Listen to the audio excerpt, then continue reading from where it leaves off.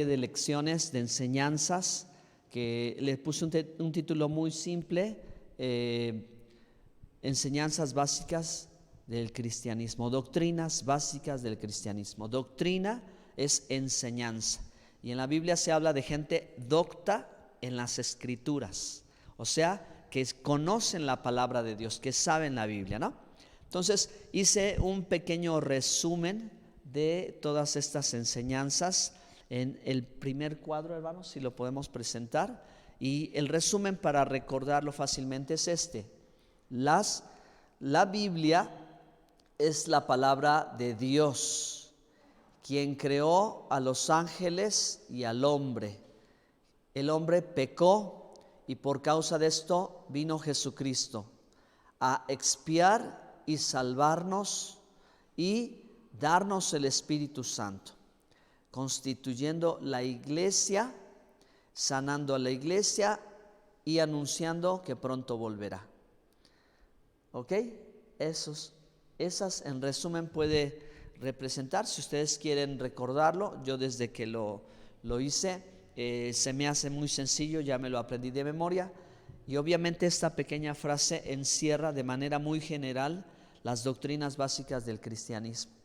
Pero obviamente cuando empezamos a entrar en explicación y en detalle, pues ustedes se van a dar cuenta de cuántas cosas interesantes tiene. Entonces, si quieren repasarlo una vez más conmigo: las escrituras son la palabra de Dios, quien creó a los ángeles y creó al hombre, pero el hombre pecó y por ello vino Jesucristo a expiar y salvar y sanar, dándonos el Espíritu Santo, formando su iglesia y anunciando su segunda venida, los acontecimientos finales. Amén. Muy bien, ahora sí, vamos a empezar entonces mencionando brevemente el primer tema, muy sencillo. Toda la escritura, dice la Biblia, es inspirada y útil, es inspirada por Dios y útil. Ahí nos dan 4 razones, segunda de Timoteo 3, 16 y 17. ¿Para qué sirve la Biblia? ¿Ok? Y en resumen, hermanos, debemos de pensar: la Biblia es necesaria para vivir, la necesitamos todos. Segundo lugar, es inspirada por Dios. No es cualquier libro, es la palabra de Dios, es el libro de Dios. Dios comenzó a escribirlo y después le encargó a sus siervos y a todos les inspiró con el Espíritu Santo. Ellos escribieron, ¿verdad?, inspirados por el Espíritu de Dios. ¿Ok? De esto se puede decir, según la Biblia, que ellos fueron, y hoy en día no podemos afirmar que los demás o los escritores cristianos de hoy sean inspirados por el Espíritu Santo. No lo sé, de verdad no, pero de los de la Biblia sí. De los de la Biblia sí. Los de hoy, los cantos que cantamos pueden ser muy bonitos, no sé si son inspirados por el Espíritu Santo, no lo sé, pero los de la Biblia sí. ¿De acuerdo, hermanos? Entonces, porque es la palabra de Dios, va a permanecer por la eternidad. Bueno, tercero, es veraz todo lo que enseña. ¿Ustedes ya leyeron la Biblia una vez completa? Necesitamos leerla al menos en un año, una vez, y leerla muchas veces, ¿no? Conozcamos al autor. Vamos a ver, esa fue la primera lección. Adelante, hermano. Nuestra segunda lección, hermanos, también fue muy profunda, ¿verdad? Y esto solo fue una pincelada, hablar acerca de 4 verdades respecto de Dios. En Hebreos 11:6 nos dice: porque es menester que el que a Dios se allega crea que le hay. Entonces hablamos sobre la existencia de Dios. Dios existe, es real, ¿sí? Todo, la creación y nosotros, la historia, todo lo demuestra. La naturaleza de Dios, cómo es Dios en su ser interior, cómo se expresa a través del universo, sus atributos: bondad, justicia, misericordia, y quién es en sí mismo. Cuando Jesús dijo, ¿verdad?, el Padre y yo uno somos, y cuando Jesús decía: os enviaré el Espíritu Santo, ¿no? Entonces, el Padre, el Hijo, el Espíritu Santo, uno solo. Dice Deuteronomio 6:4: escucha, oh Israel, el Señor nuestro Dios, el Señor uno es. Es importante que nosotros tengamos claro que tenemos un Dios y que de la fe que nos relata la Biblia, a diferencia de la idolatría desde el tiempo de Abraham, Abraham fue el primer monoteísta. Es decir, monoteísmo quiere decir creer en un solo Dios. ¿De acuerdo? ¿Ustedes creen en un solo Dios? Nosotros creemos en un solo Dios. Amén. Bueno, esto es lo que dice la Biblia. Avanzamos, por favor. Ahora nos toca esta lección. Esta lección también es muy interesante y van a ver que el tiempo nos va a faltar para poder explicar respecto de la naturaleza y los ángeles de Dios. Bueno, vamos a empezar con Lucas 20:36. Lucas 20:36 en su Biblia, por favor, si me ayudan leyéndolo.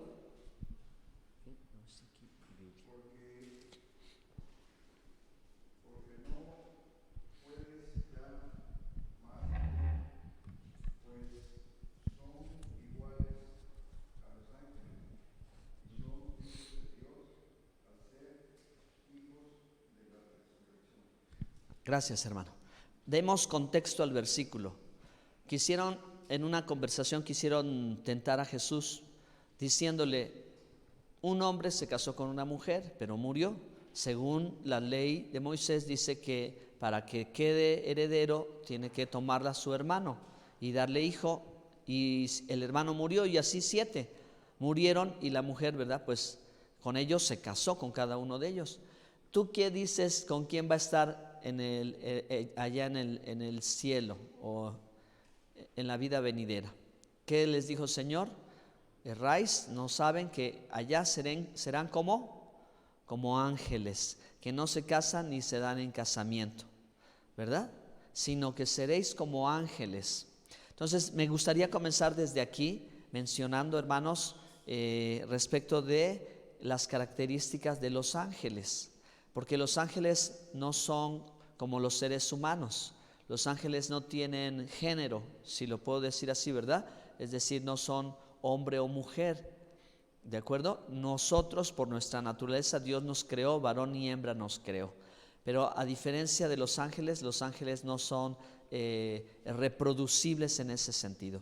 Los ángeles son seres espirituales, inmortales, son seres creados por Dios, son incontables, y la Biblia nos relata muchas cosas muy interesantes respecto de los ángeles que posiblemente pues nunca los hayamos visto, en la manera en que muchas veces se presentan o se representan los ángeles en las caricaturas o en las películas o en las pinturas, ¿sí? Entonces quisiera mencionar estos tres tipos de ángeles, ¿ok? Primero que nada, reconocer, entender que los ángeles también existen, fueron creados por Dios, fueron creados antes de que se crease este mundo o este universo. Los ángeles Dios los creó buenos, ¿verdad? Pero según lo que entendemos en la palabra de Dios en la Biblia, hubo, ¿verdad?, alguien que pues surgió la ambición, el querer ser igual a Dios, el querer tomar el lugar de Dios, el querer ser adorado, y a ese ser se le conoce como Satanás, ¿verdad? Y en tercer lugar, a partir de este hecho, en mucho tiempo atrás, antes de la creación, surgen ahora lo que conocemos como espíritus inmundos o espíritus malvados o ángeles caídos o los demonios. Entonces es interesante todo esto, hermanos, que podamos nosotros saber que la Biblia nos habla de esto, ¿de acuerdo? Entonces, bueno, vamos a tratar de empezar. Voy a tratar de ir explicando algunas cosas interesantes, y también si ustedes tienen alguna pregunta, ahorita lo podemos dejar un poquito más hacia adelante. Los ángeles de Dios. Los ángeles de Dios están descritos a lo largo de la Biblia. Los ángeles de Dios son obedientes a Dios. Los ángeles de Dios tienen un alto nivel de santidad. Los ángeles de Dios son perfectos, son inmortales, son seres espirituales que tienen la posibilidad de materializarse. De tal manera que la Biblia cuenta relatos donde, por ejemplo, 3 ángeles se presentan con Abraham y le dicen lo que va a suceder, ¿de acuerdo? Abraham los mira, pero en un principio pues no ve la descripción de las visiones proféticas, sino ve a personas nada más. Ve a personas como humanos y no causa ninguna sorpresa. Cuando los ángeles llegan a rescatar a Lot, también saben que son seres especiales, pero no notan algo tan como sobrenatural, ¿no? Sino que al contrario, lo que quieren es tomarlos, ustedes conocen la historia bíblica, para sus hechos malignos, ¿no? Entonces la Biblia nos cuenta sobre los ángeles de Dios, que son millares de millares o miliadas de miliadas, millones de ángeles incontables que están en la presencia de Dios. En la Biblia se nos cuenta en Efesios 6 cómo Pablo describe el orden jerárquico de los ángeles. El cielo, allá en el cielo, hermanos, hay un orden una estructura de gobierno o un orden en el que todos participan, ¿verdad? Y cuando toquemos el tema del cielo también habrá que pensar mucho en algunos aspectos que desconocemos y que la Biblia nos da un poquito de idea, pero que en realidad el mundo espiritual está muy activo o muy activo y muy participativo respecto del mundo natural, ¿ok? Recibimos la influencia del mundo espiritual hacia el mundo material. Por ejemplo, recuerden a Daniel, el profeta Daniel, que ayuna 21 días y el ángel se le aparece en el día 21 y le dice que no podía estar porque estaba batallando, ¿verdad? Hasta que finalmente logró vencer y entonces se le presentó y le dijo, y todavía tengo que luchar con el ángel de Persia. Entonces, hermanos, tiene el mundo angelical, tiene mucha injerencia en el mundo natural. Entonces los ángeles de Dios no los vemos, pero ellos obedecen a la voz de Dios. No son independientes y hacen lo que quieren. De hecho, puedo decir que nadie de estos 3 tipos de ángeles hace lo que quiere. Ninguno hace lo que quiere, sino que todos están sujetos a Dios. Los ángeles de Dios están sujetos a Dios a voluntad, ¿sí?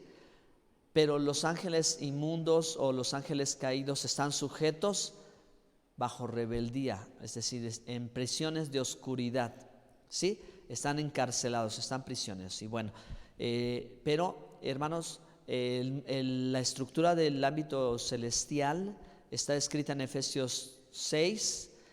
Si quieren vamos a leerlo para que lo podamos mencionar, versos, me parece que Efesios 12 al 17 o al 18. Pablo dice, ¿verdad? Que no tenemos, nuestra lucha no es contra sangre y carne, es decir, no se trata de que nosotros nos levantemos en armas a pelear violentamente con la gente por nuestra fe, sino que la lucha es espiritual contra principados, potestades. Sí, adelante, hermano, ¿ya lo encontraron?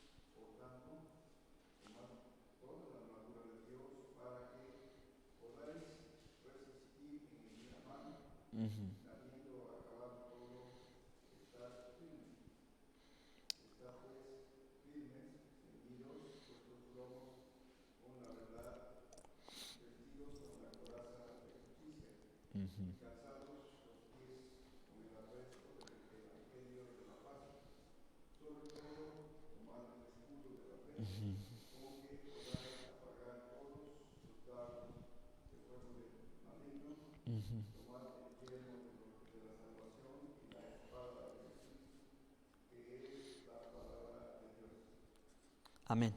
Gracias, hermano. Amén. Muy bien. Sí, está bien, hermano. Nada más aquí. Bueno, entonces, punto número 1, en la presencia de Dios están, hermanos, el orden angelical, querubines, serafines, arcángeles y ángeles. Y Dios los creó en esa manera extraordinaria. La pregunta es si hay vida fuera de este mundo. La respuesta es sí. La Biblia siempre lo ha mencionado, ¿verdad? Aunque no en la manera en que los investigadores de los ovnis y todas esas cosas quisieran mostrarlo, porque la intención es dejar afuera la Biblia. Pero la Biblia siempre ha dicho, ¿verdad?, que hay vida allá en la presencia de Dios, en el trono de la gloria de Dios, allá en los cielos de los cielos. Están los 4 seres vivientes, los 24 ancianos y toda la descripción del libro de Apocalipsis que nos da, hermanos, acerca de esos seres que están allá en la presencia de Dios. La corte celestial está allí, ¿ok? Es vida inteligente, mucho más que nosotros los seres humanos, mucho más. Y allí está el orden que Dios ha establecido de los querubines que cuidan el trono de la gloria, los serafines que están, ¿verdad?, más cerca, los arcángeles que son de un rango mayor que los ángeles de los que Dios creó. Quizás el rango más bajo de este orden angelical sea en los ángeles.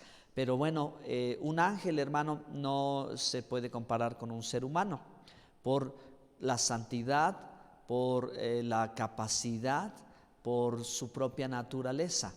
Aunque la Biblia dice en el Salmo 8, poco menor que los ángeles lo has creado.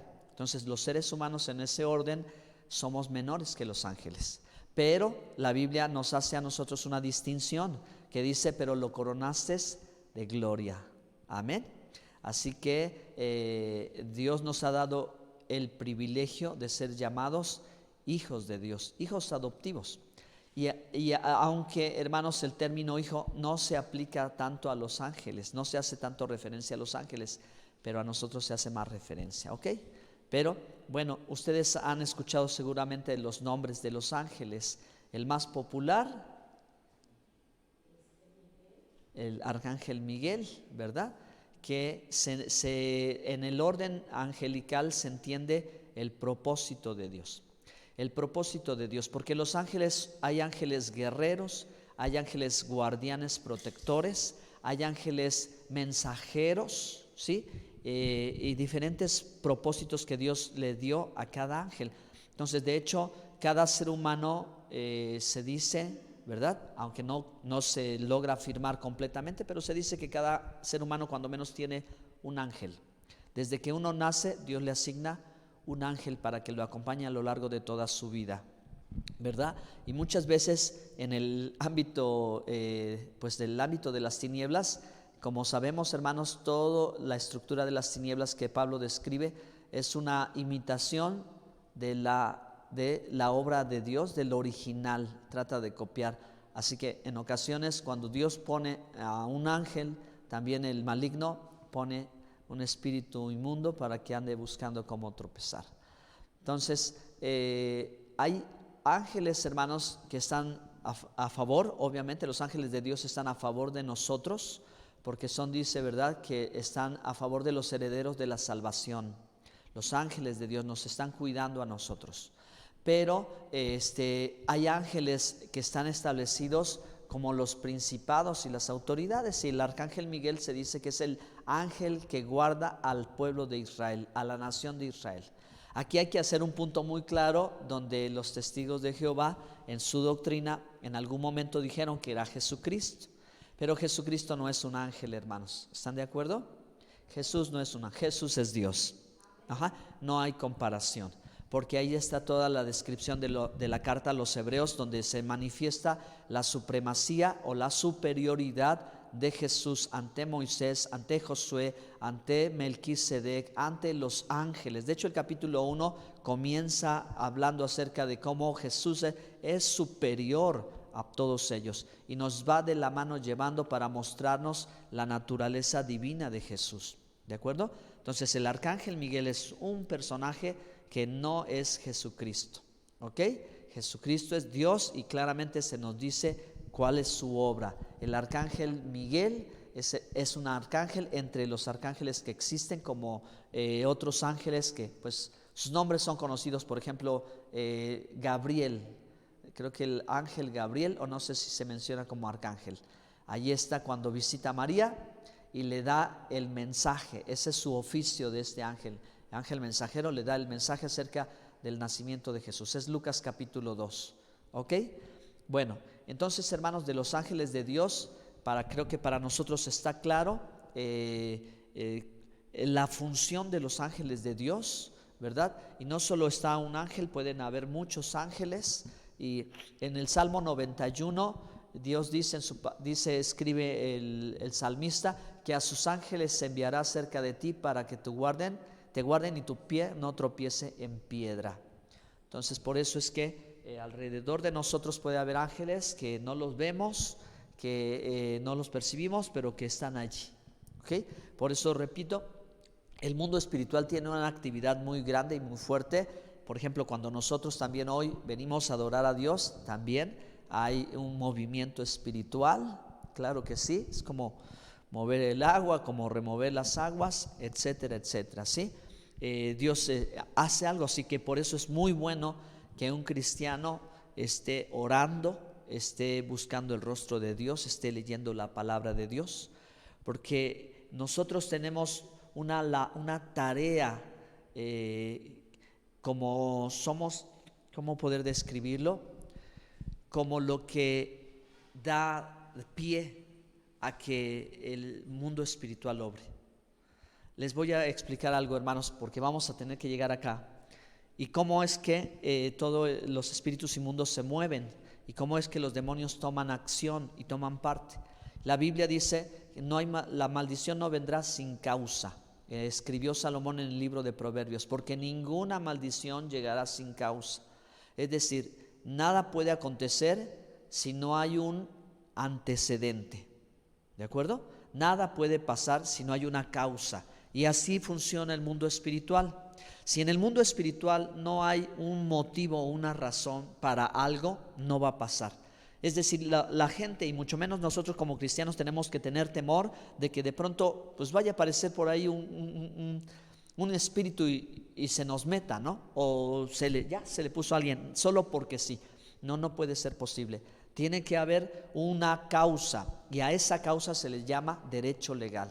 Entonces, los derechos legales se otorgan en la vida espiritual a causa de los pecados. Los pecados son las puertas que abren la oportunidad para que la influencia de los espíritus inmundos empiecen a actuar. Sin embargo, no todo es así, porque en algunos casos hay algunas excepciones que Dios ha hecho. ¿Se acuerdan de aquel hombre al cual Jesús dijo, este vino al mundo así? Este no pecó ni sus padres, sino que este vino para que Dios fuese glorificado. Es decir, me parece que un hombre que nació ciego, que ellos decían, a ver, Señor, dinos, ¿quién pecó? ¿Este pecó o sus padres pecaron para que naciera así? O sea, a consecuencia de lo que hayan hecho, nació así. Y Jesús les mostró que puede haber excepciones a ciertas cosas. Es decir, hay cuestiones en la vida de un hombre que pueden ser por enfermedades, que pueden ser por motivos naturales, porque vivimos en un mundo caído y en el mundo existe la enfermedad, ¿ok? Así que un buen cristiano se puede enfermar porque es un ser humano, es vulnerable, pero hay asuntos que corresponden a los espíritus inmundos. Por ejemplo, problemas de esquizofrenia y cierto tipo de enfermedades que corresponden a la influencia de espíritus inmundos. En ese punto es donde decimos que hay causa. Y el Señor todavía añade algo más al decir que hay ciertas personas que vienen a este mundo así porque Dios los va a sanar, porque Él se va a glorificar. ¿Y qué sucedió en esta historia que les estoy contando del Evangelio? Que Jesús los sanó. Y entonces, hermanos, todo fue para la gloria de Dios. O sea, fue algo extraordinario. Y se quedó claro que ni la culpa la tenían los padres de que este joven naciese así, ni ese joven había hecho algo como para haber nacido así. Sin embargo, la situación de este hombre era causa de mucha discusión para poder ponerse de acuerdo por qué estaba así. O sea, había culpabilidad hacia los padres y fácil cualquiera les pudo haber dicho, ya ven ustedes que andan haciendo esto, es decir, el señalamiento, ¿sí? De un pecado y los padres vivir con la culpa de decir nació así por mi culpa, pero no tenía ninguna culpa. Y a la vez el joven, ¿verdad? O el hombre que estaba allí, que había nacido así, podría vivir diciendo, sí, esto es lo que yo me merezco. Seguramente en mi vida pasada, o seguramente allá antes de venir a este mundo algo hice mal y por eso tengo este castigo. Cosas como esas, ¿no? Que son solo ideas, pero que a veces producen culpabilidad y no producen libertad. Cuando el Señor Jesús les explicó, dice, esto fue para que Dios fuera glorificado, porque Él, el Mesías, estaba allí y Dios lo había dispuesto para que la gente viera el poder de Dios. Entonces queda aclarado, ni la culpa de ellos, ni la culpa de Él. Dios había tenido un propósito particular. Entonces, en el sentido, hermanos, de los ángeles de Dios,